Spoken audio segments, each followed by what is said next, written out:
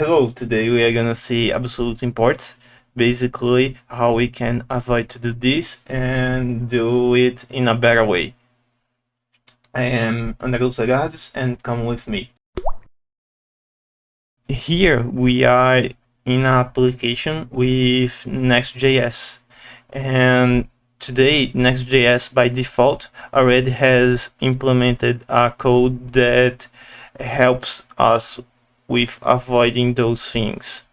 Like in here we only have a div with a border red, and we have a h2 with the name of box4, and we are calling the button. And the button, we are first going out of this page and out of this one and out of this one, so we can finally get to the components and select button and put it inside here.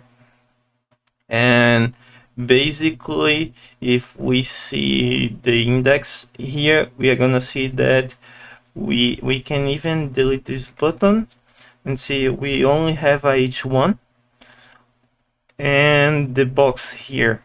So if we see the browser, we are gonna see that this is only what we have. Now we are calling the button inside the box4.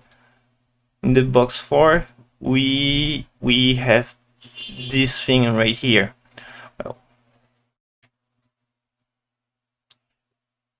by default we have this line of code. I commented it so I can explain it better, and we can even avoid to do to use this one and use better coding in our application. Right here I have pages and a components folder, and basically what I'm saying is if we have a robot component, then we say that the application can go on source and components. So in here this would be our default directory.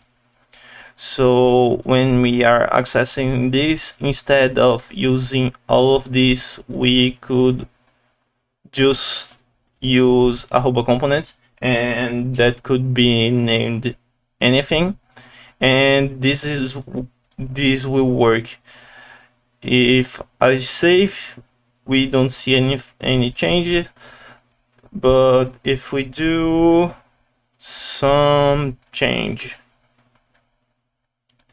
we save this and load it, we have some change here. And now we can see that this is working. I want to better organize this. Okay, now it will be better. Yeah. And this is what we have. I also added a page here, so if we wanted to add a page, we can also do that. And by default in Next.js already has this right here, and this is a source folder. Like we can access anything with only that.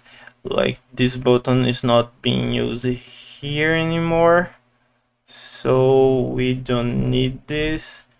And inside here we have the robot component and the at component, and here we have the at component as well, and we can just put the dash, and this is what comes by default. But this is a thing that work even in previous versions of Next.js. So if you want to use this pathing, or if you want to specify some more like we had before, you just need to add those lines there I'm marking right now. And even in Next.js before the version 13, you can use this this code. I hope that helped, and leave a like.